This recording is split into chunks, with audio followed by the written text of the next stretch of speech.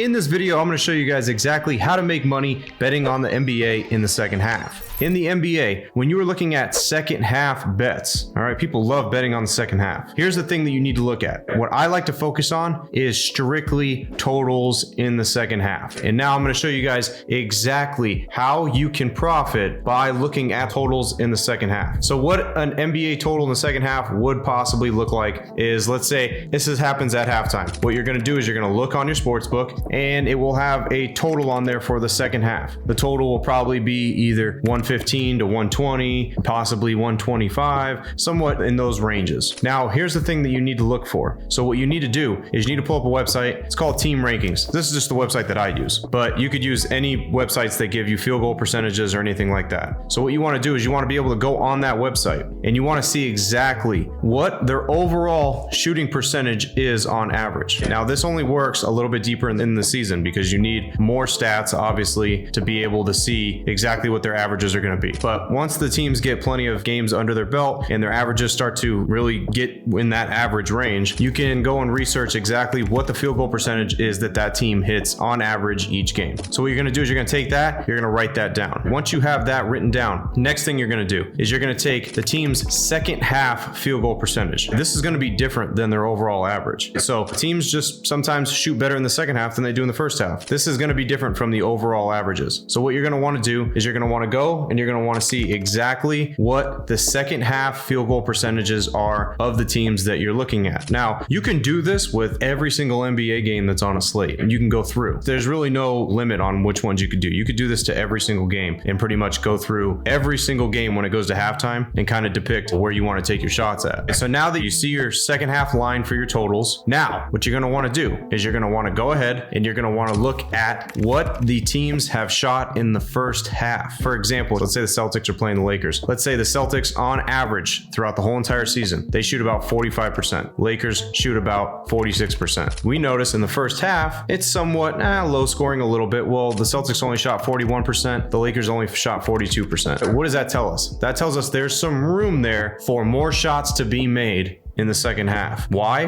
Because a law of averages, they're probably going to get to what their average is on the season. So what you're going to do is you're going to take that and then you're going to look at their second half average as well. Make sure that they're not one of the worst teams in the second half for as far as field goal percentage, because then they're just having an off game. So you want to understand that the second half field goal percentages, they're not bottom of the league. You don't want that, because the first part that I'm telling you right here, we're looking at the over, but you want to make sure that the field goal percentage is, I'd say, about in the range of about 4 to 5% below their average. If they're shooting below their average and they're not one of the worst teams shooting in the second half, well, law of averages says that they're probably going to shoot better than 45 and 46% to bring their average from the first half up. So now once you see that, once you notice that, now again, this is not going to happen in every single game, but you can research this on every single game when it goes to halftime. But I'm not saying you're going to be able to find a bet on every single game. There will be games though where you do find that little edge, and then what you're going to do is you're going to apply that to the total, and what you would do is you take the second half over. It's actually not as simple as you think, because you do got to do a little bit of research. It's not just as simple as going and being like, they had a low scoring first half, they're going to score a lot of points in the second half. It's not that simple. You have to be able to look into the field goal percentages and the law of averages and kind of combine those and put those all together. Now, another thing for overs in the second half, which is a plus, is when a game is tight and a game is close, there could be fouls at the end of the game where it could tack on some more points, and you have the opportunity for overtime. So if it hits overtime, you're almost guaranteed that if it hits overtime, you're going to hit that second half over. That is how you look at the NBA total second half when you're betting the over. Now for the under, you'd be looking at pretty much the opposite of what I just told you. So what you're looking for is two teams that possibly shot 50% apiece in the first half, but their averages are around like 45% on the season. And then shooting wise in the second half, they're trending towards the bottom of the league. Like I said, when you look at the over, you want the teams to be to the top of the league in second half shooting. The under, you want them to be towards the bottom of the league. So like I said, if these teams were shooting 50% apiece in the first half, but they both average 45% on the season, then second half is not going to be as crazy in scoring because they're going to miss some shots because that 50% is going to drop. So you have to understand that. And yes, the sportsbooks do take this into account, but they don't take it into account, right down to the very last point. There are some games where you can find advantages with this strategy. Like I said, not every single game that you find at halftime, you're going to be able to exploit a second half over, but there are some opportunities every single day in the NBA to be able to exploit second half totals over and second half totals under. You just got to be able to sit there, do the research, and be able to find and pick your shots wisely. And like I said, don't just go out there and start betting every single game the second half just because they had a great first half. Well, you bet under in the second half. That's not how it works, because sometimes they can have a great first half and they can have a great second half as well. And just because they come out the gate firing or they come out the gate not firing doesn't mean that that's the same thing that's going to happen in the second half. Use the numbers. The numbers will tell a story. Once you use those numbers and you get the law of averages, then your probability of what you're going to choose is going to be higher.